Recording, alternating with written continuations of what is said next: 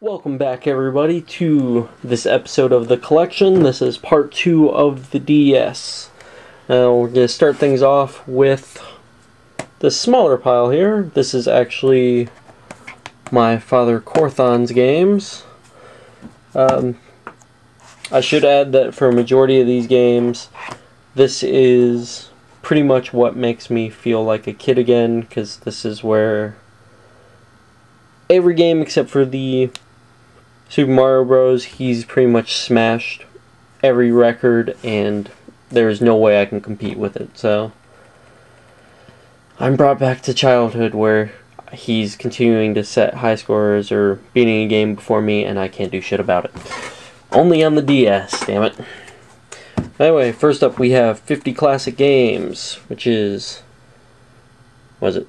Chess, backgammon, solitaire, those kind of little simple games. Then we have Clubhouse games, which I believe this is actually one that he's playing right now, probably setting a high score on it.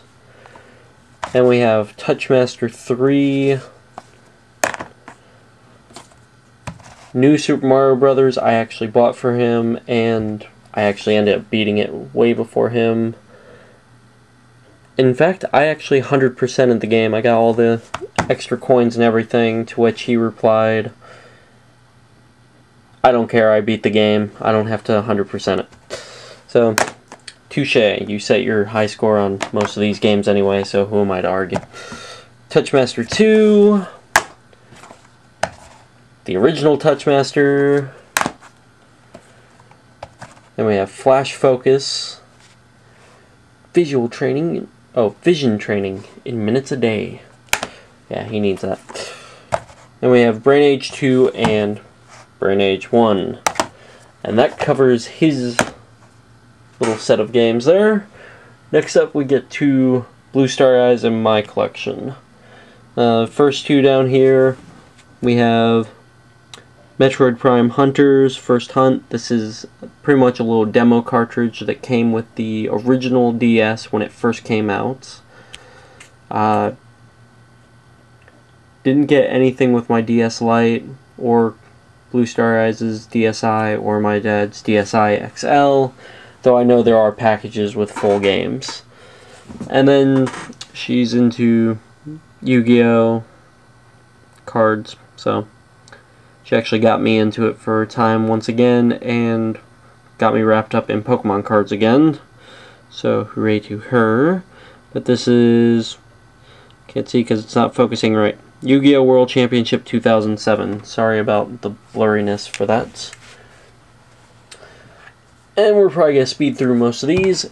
Animal Crossing Wild World, because on the GameCube, Animal Crossing was awesome. Here, kind of got repetitive and boring fairly quickly. Didn't quite hold up. And we have Blue Star Eyes got Diner Dash, because she was playing it on the computer for a while, and we found this for like a couple bucks, so she said, why not? Kingdom Hearts, 358.5 days. Got this for a road trip. She is, I would say, probably a third of the way through it, and then got sidetracked completely by Pokemon. Then we have Mario Kart DS, a game that I annihilated when the system first came out. Yeah, didn't take long to beat this one. Then we have Mega Man Star Force 2, a game that my friend Faden Phoenix actually got me to pick up. What was this one? Zerker Ninja. I think there were either 2 or 3 different types. Yeah, Star Force series, definitely not the strongest Mega Man series, but this is actually pretty fun. Then we have ZX, well, Mega Man ZX, which is kind of another spin-off game where it's Biometals, which I believe this is actually, you know what, yeah, this is set up more with the Mega Man Zero series, and this game, and I believe Mega Man ZX Advent, were pretty interesting, because if you had the DS or DSi, at a certain point in the game you could put the Mega Man Zero 1, 2, 3, or 4 cartridges into the other slot on the DS, and you'd be able to get like a different Biometal, or you'd be able to go up against Omega Zero. Kind of interesting. And I played the hell out of those games in high school and beat the hell out of them. Then we have Ninja Gaiden Dragon Sword, a game that Blue Starry Eyes picked up when we first got together. Interesting little cutscenes, pretty fun gameplay. Nintendogs, because you know what? Eventually you just have to have your own friend. Okay, I'm just bullshitting there. I picked it up out of all the hype and probably played it for like 2 days and never touched it again. As you can tell, I'm never get rid of my games. I never sell them off, really. Then we have Pokemon Diamond version. This is actually... I think this is actually one of the first versions where I did not see the need to get both versions when they came out, and I actually didn't get the special version, which for this one would have been Platinum. However, funny thing is, when Blue Starry Eyes and I got together, found out she was into Pokemon as well. Unfortunately, she has Diamond version also, but she doesn't have the case, just the game. So that was kind of like, oh, really, you got it? Oh, cool, we can get all the... Oh, no, wait, same thing. Then we have, I originally got Soul Silver when it first came out. Got Heart Gold for her not too long ago because she was wanting in our Pokemon game. And she wanted something different from the Diamond version. So I had to talk her out of Platinum, since it's essentially the same thing but with a couple of different events. And I talked her into getting Heart Gold. Kind of interesting, we were competing for a while with who took the most steps on the Pokewalker.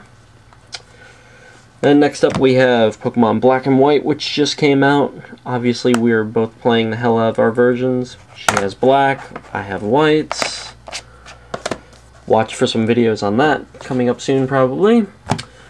Then she got this a while ago, Pokemon Mystery Dungeon, Explorers of the Sky. Don't ask me anything about that game. The game, this is one she actually picked up for me on one of our month anniversaries. Retro Game Challenge, based on a Japanese game show, well, not game show, but Japanese television show where a comedian goes and plays like older games. Sometimes he does good, sometimes he gets his ass kicked. I actually got turned on to this from Unleaded Logic, Mike Murtis, thank you very much. Talked my girlfriend into picking this up for me as a gift, and have loved it ever since, and actually went and started watching some of the Japanese episodes. Really wish they would have come out with the second one here in the States, though, but I'm probably just going to import the second one at some point.